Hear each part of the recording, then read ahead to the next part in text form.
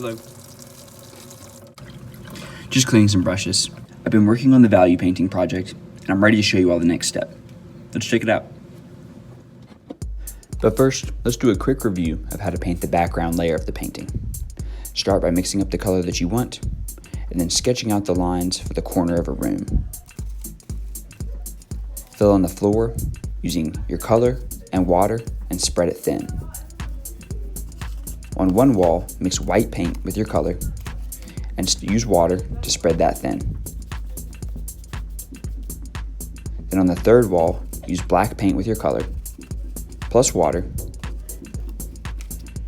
and spread it thin across your final wall. This will give the illusion of a room with a dark wall, a light wall, and a 3D look. Now I'm ready for the next layer of my painting, which could be a cube or rectangular prism. I'm going to use the paint to sketch out the lines, but I did not like the shape of this rectangular prism, and that's okay, you can fix it. I'm going to use water and a little bit of paint to fade and erase that back into the back layer of my painting. You can always paint over things or fade them away and wash them into your background and then repaint them.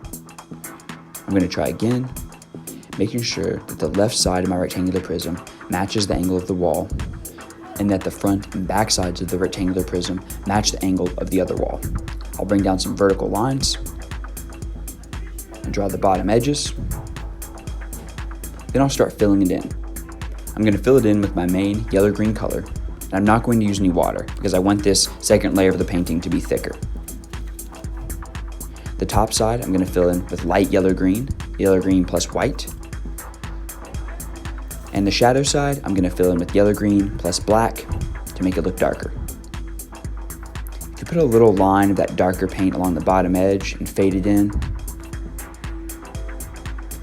And a little touch of white to the top edge. It can exaggerate your highlights and shadows on that three-dimensional prism. And now that step of the painting is finished, I'm going to let it dry. Another option for the second layer of painting is to paint an arm and a hand. It's a good idea to try to sketch out a hand and arm before you try to paint it. My head got in the way here, but I'm sketching out the shapes of the fingers, starting with the glove shape, and then adding 3 little fingers below that. Like that. Sketch that out until you get a look that you like. I normally don't like drawing on top of a painting, but since this shape is kind of tricky, it's a good idea to draw it out very lightly onto your painting before you paint it in. If you make a mistake as you draw it out, it is possible to erase on top of your painting. Once you get your hand drawn out like you like it, you're ready to fill it in with paint.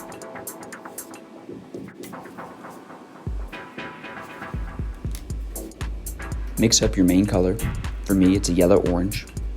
As I was mixing up my yellow-orange, it got a little bit of blue in there and turned a bit brownish, and that's okay. I'm gonna roll with it. I'm gonna fill that in, being extra neat along the edges, making sure that the edges are crisp and clean, and switching to a smaller brush when I go into the smaller, more detailed areas.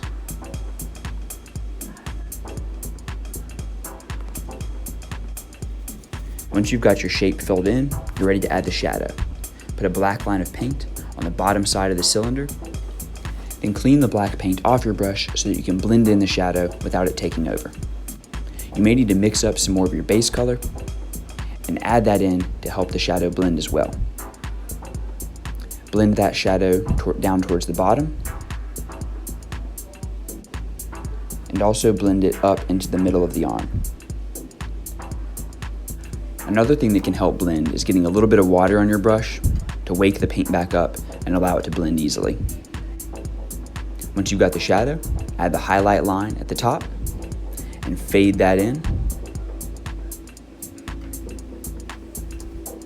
Making sure that a little bit of your pure base color is in between. You want it to fade from white to your base color and from your base color to black.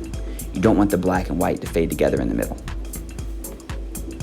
There you have a highlight and a shadow on the arm. I'll show you how to do the shadows and highlights on the hand tomorrow. Let's get started.